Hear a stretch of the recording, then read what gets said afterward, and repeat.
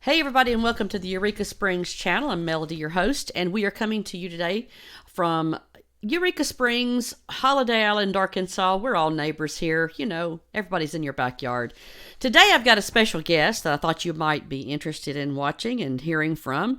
I have with me the district manager from the Holiday Island Suburban Improvement District. That's a mouthful, isn't it? He is Danny Presley, and he's the district manager there. And I've got a few questions we wanted to find out about some things that are going on here at Holiday Island. And I thought you might be interested too. So let me bring Danny onto the screen.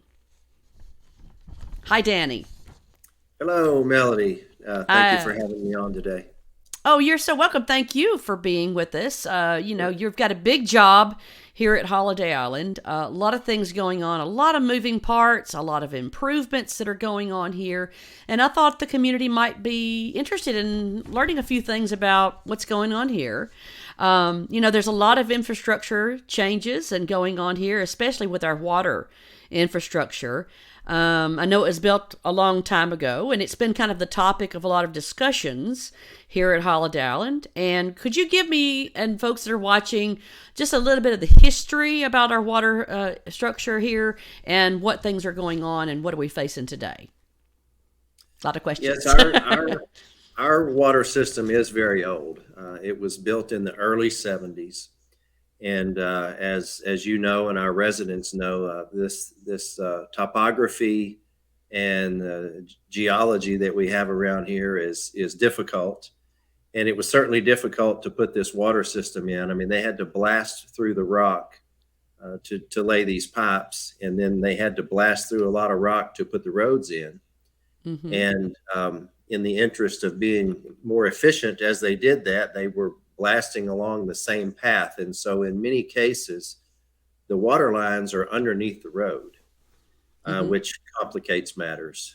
And of course, the ground here is not just static. It is dynamic. It moves and it shifts. And when you've got a PVC type material, or even the old concrete asbestos type material, as the ground shifts, it puts a lot of stress on those lines. And it appears that these lines were put in hurriedly. They don't have a bedding surface underneath it to try to absorb some of that movement. So the lines take the brunt of all that's going on underneath the ground here. And so roughly 50 years old. And so we do have an aging water system that requires a lot of maintenance. And you've got a pretty good crew. How many people are actively a part of your crew there for? I believe we have 5 in the water department. Okay. Well, and if you add in the guy who reads our meters, that's 6.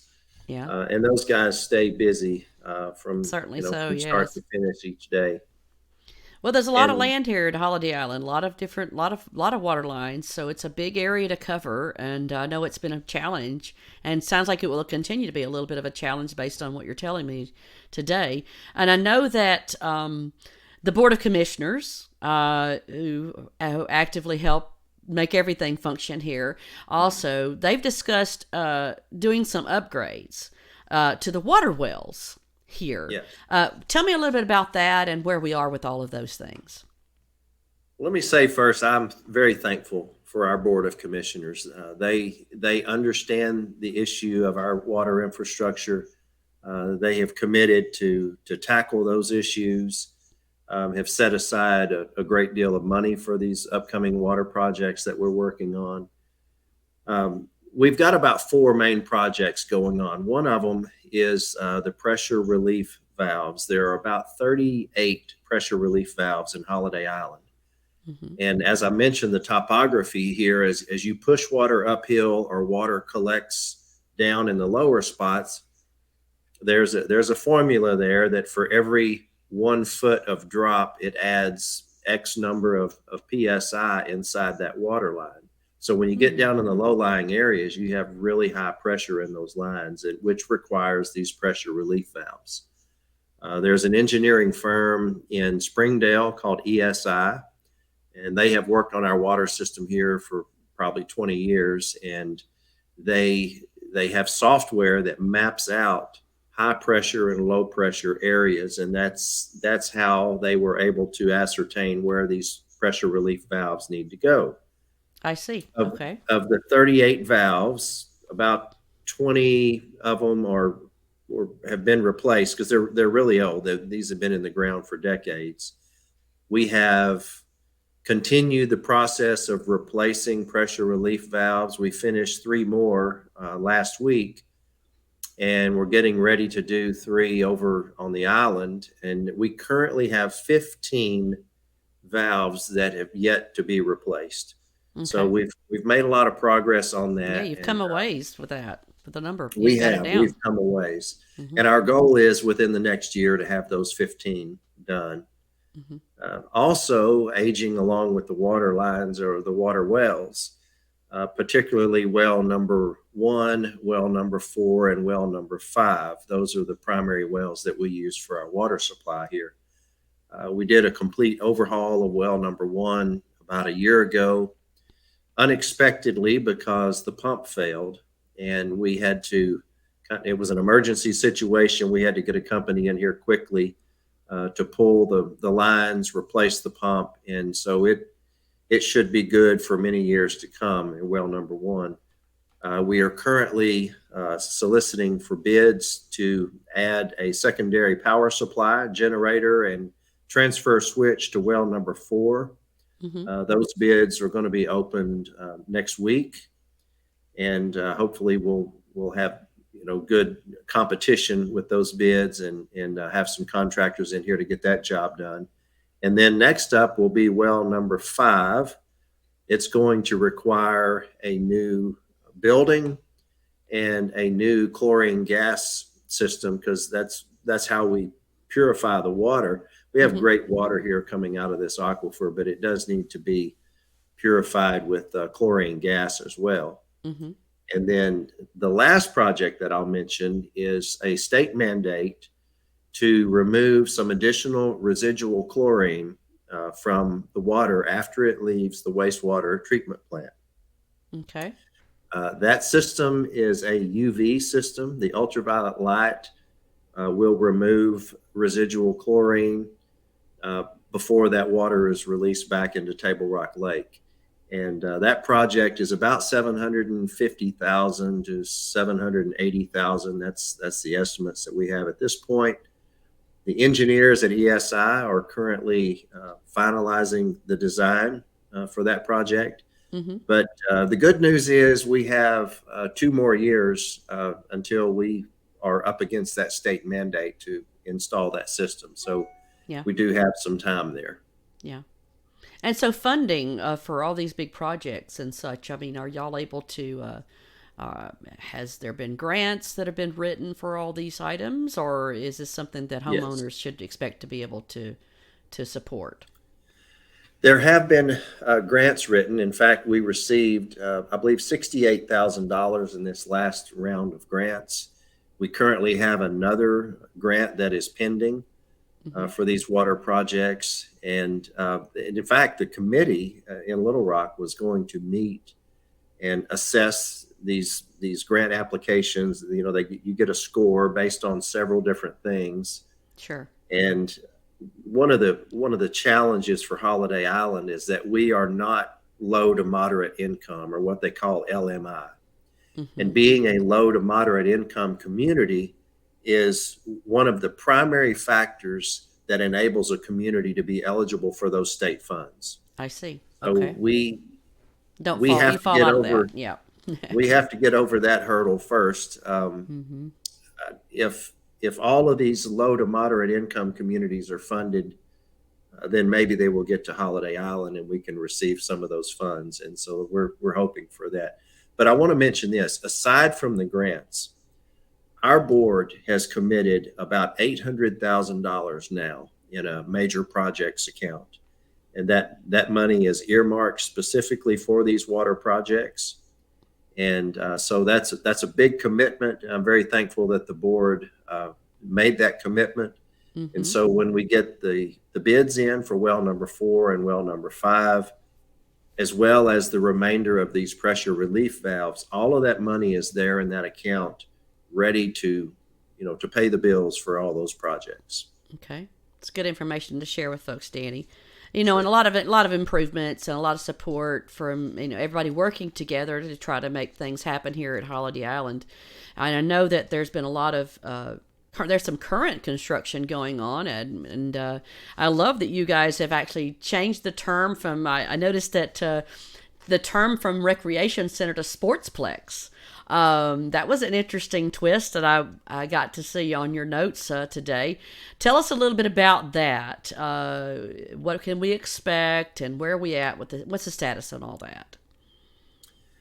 Well, I'm glad you asked, because I'm really proud of this project and the way that it's coming along. The recreation center that used to exist there was built back in the early 70s, along with most everything else here in Holiday Island.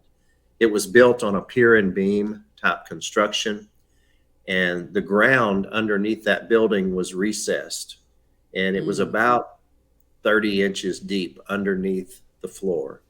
wow. And there was not adequate drainage for water to get away from the building, and there was not adequate ventilation for it to dry underneath that building.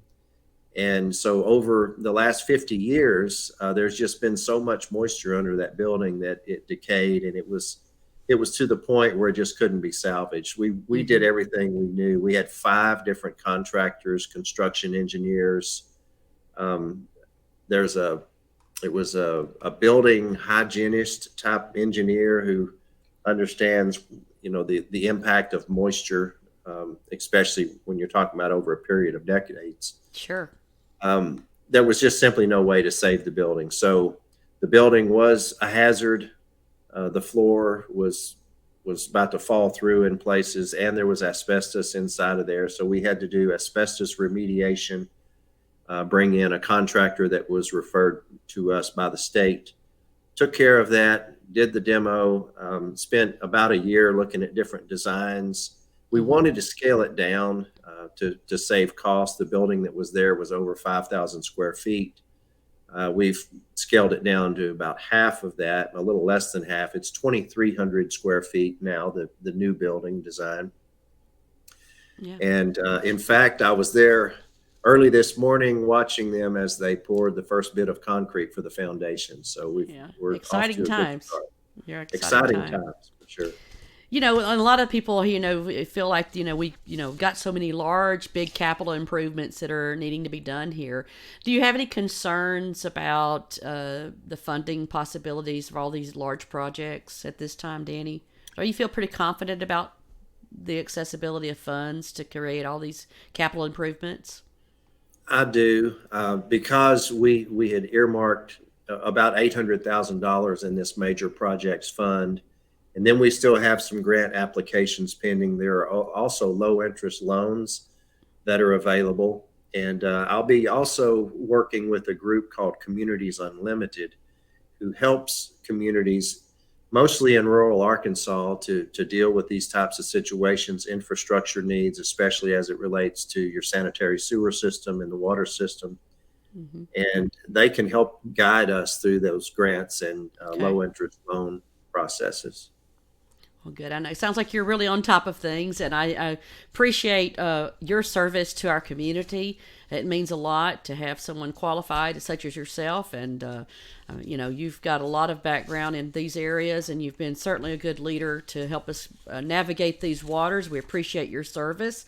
Appreciate the Board of Commissioners for all that they're doing, and I also appreciate those who are serving on our new city commissioner, city council members and such. Hopefully, you all are all working together to try to make these improvements and make, if not, Holiday Island is already a wonderful place to live and a wonderful place to raise a family or to retire. There's so many great things and so many amenities, but it takes a village to do all these things, and we just appreciate all that you are doing personally and the people that are surrounding you. So, thank Well, you for thank you, that. Melody. Thank you. I'm grateful too to be able to have a good relationship with Mayor Keys. He's in the office next door to me, and we talk pretty much on a daily basis about all Yeah. of the challenges and projects and things that we have here in Holiday Island. And it's Sure. very helpful to be able to partner with him on those Yeah. issues. And we count on y'all to do that, and we appreciate y'all so much doing that, being a team. Thank you again, and I hope maybe you'll come back again as things progress throughout the year. If you don't mind, would you mind coming back and giving us another update sometime later on, maybe? Sure, I Of the would be things I happy will. to I do love to that. hear about what's going on. I like to be able to hear things straight from the people that are doing it, rather than all the little chatter that goes around. So thank you for taking the time to do this with us. We appreciate that. My pleasure. All right. Thanks, Danny. Have a great day. All right. So, Holiday Island Suburban Improvement District news straight from Danny Presley. We appreciate him joining us today. If you've got some news, or if you've got a nonprofit, or you've got a business and you want to share information about what you've got going on, give me a call. We would love to have you on our show to talk about what you've got going on and to help spread the news. It's always good people, good places, and good news here at Eureka Springs Channel, and we appreciate you guys tuning in. We'll see you next time. Thanks for joining us. Bye-bye.